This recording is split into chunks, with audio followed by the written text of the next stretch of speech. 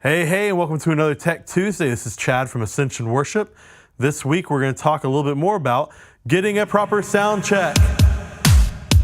Hey, what do you say? Yes, it's that time again. It's Tech Tuesday. So we talked a little bit about this last week. We showed a quick video on how we were doing sound checks at the summer camp we were working at. So this week we're going to go into it just a little bit more. There will be a PDF that will be attached to this as well, so you can have some information that you can give to your team, both on stage and off stage, that hopefully will be a little bit helpful for you. But let's just dive straight in. We're going to talk about ground rules for the sound techs. First off, never skip a sound check, even if you have the same exact team as you had the week before. Part of the purpose of sound checks isn't to always go from ground up, doing everything from the start, but a lot of it is catching the little things that can go wrong. So maybe someone came by after last week and vacuumed the stage and they unplugged something and they didn't know how to plug it back in and they forgot to tell you. These are the kinds of things that even if it's the same team on stage, you can find out maybe something's plugged in wrong, maybe there's a bad cable, a bad battery, anything like that. It's really important that you always do a sound check, no matter what. And if there's nothing really to change, it's just gonna be a fast sound check, but you always do a sound check. Next, you need to use your talkback microphone. If you don't have one, set one up. Talkback microphone is just a professional way to use a microphone to talk to the people on stage rather than yelling out across the room. It sounds a lot more professional, and it doesn't make you sound aggressive even if you're not aggressive, because there's just something inherent about yelling across the room, hey, can you turn your amp down? That even if you mean that in a nice way, it sounds aggressive when I yell it. But if I just talk in the mic, hey, your amp's just a little loud, do you mind turning it down? So I'm saying it nicely, and it doesn't come off aggressive, and it's just gonna be a much better way to communicate. Next, always be mindful of the team members on stage. A sound check isn't just for the front of house engineer. It's also to make sure that they're getting their ears straightened out. Especially if there's anybody new on stage, make sure that you're watching those guys. And if they look like they're having trouble, send someone to help them, or you go help them, whatever you need to do. Like, you can ask them, hey, are you hearing yourself okay? That's important. Make sure they know that you're there to serve them, and it's just gonna really help diffuse any tense situations. And then it's going to, again, serve the purpose of the sound check. They're gonna be able to hear better, and it's just gonna be better experience all the way around. Next, make sure that you're maintaining an orderly sound check. What I mean by that is, it's up to you to, before you ever start sound checks, make sure that you express to the team what you're expecting of them. Make sure the worship leader knows this and is on your side, but one of the biggest expectations that you need to let them know is, hey, I do not want you playing when someone else is sound checking. So if the bass guitarist is on stage sound checking and the electric guitarist just got his pedal board plugged in and now he's going through his stuff, that's really distracting. It's defeating the whole purpose of the sound check. So it's up to you to let them know, hey, these are the expectations, and then to enforce those expectations. And again, always with love, always with respect, but you need to say, hey, guys, don't ever call anybody out by name. Guys, make sure that we're not playing unless it's our turn to sound check. And if you get that one guy who doesn't even realize that he's doing that, which I've seen this happen before, you can give him a quick little mute and unmute, just so he kind of realizes, oh, that's me, sorry. But don't call him out by name, just make sure that everybody knows this is the expectation. We're gonna wait until it's our turn to go. There's gonna be a very specific order, so I know if I'm the bass player, if the drums are sound checking, I'm gonna be next, so I need to be ready, I need to be on top of my game. All these little things will help you to have an orderly sound check. Next, make sure you give the why behind the what. And again, this is coming back to expectations and telling people ahead of time what you expect of them. But don't ever do your sound check in a way that people are gonna think you're just being a dictator, trying to get what you want. Again, the point of this sound check is to help front house, but also to help the guys on stage. And if they realize that, there's no reason they're gonna have any trouble with it. But if they think that you're just doing something to do something, you're gonna get some guys that might kind of get rubbed wrong on that. So just let them know from the start, hey, this is a team effort, and then they're gonna get behind you and you're gonna have a whole lot less issues to deal with. Finally, again, this is for the sound techs off stage.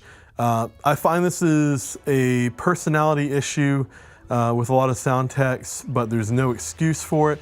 You need to always be aware of your tone, your voice, and your body language.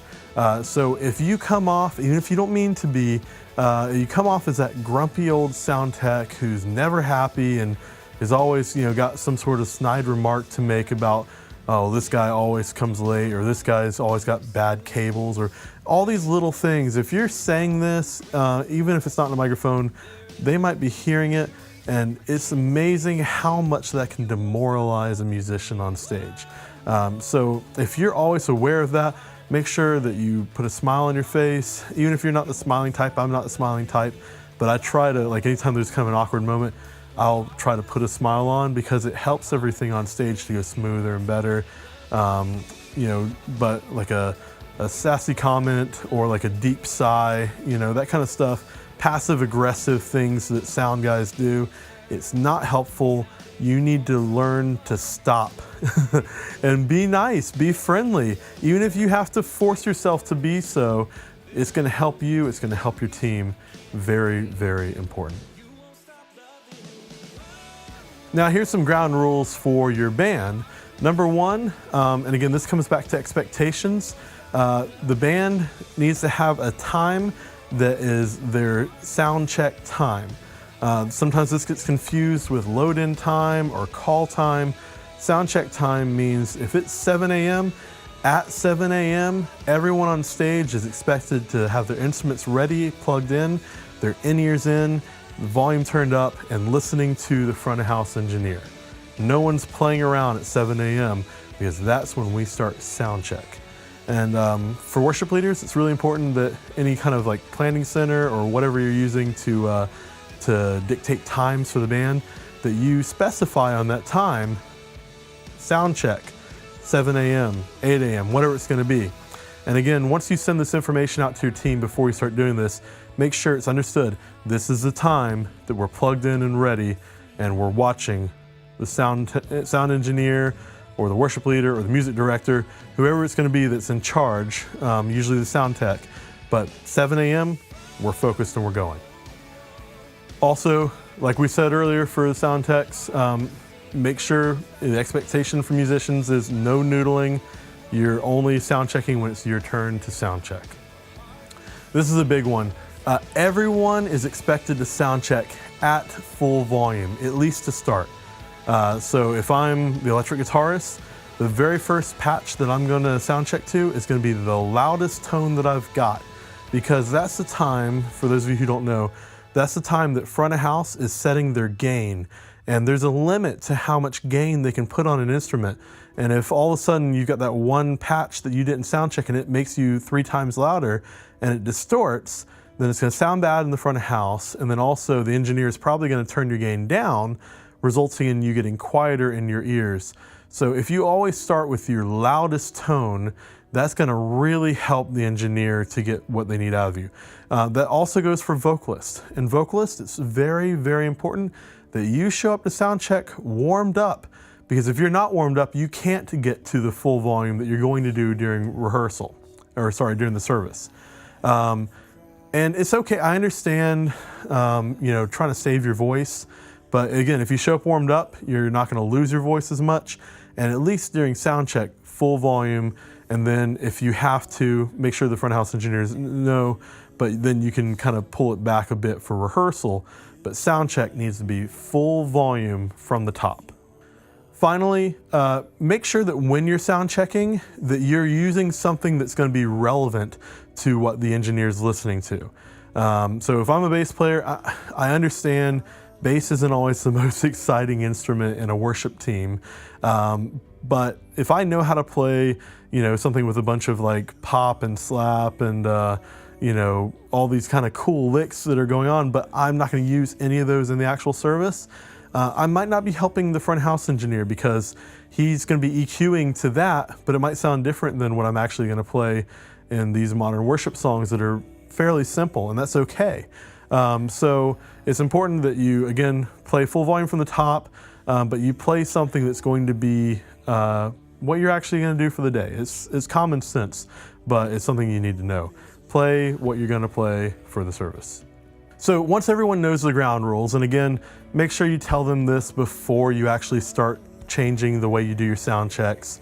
If you put this information out in an email a week before, that'd be fine. Make sure that everyone knows the expectations. But once everyone knows what's expected of them, then you can actually get into the actual sound check procedure. Again, this is Chad from Ascension Worship. I hope this has been helpful for you and your team. Come back here every Tuesday for new information.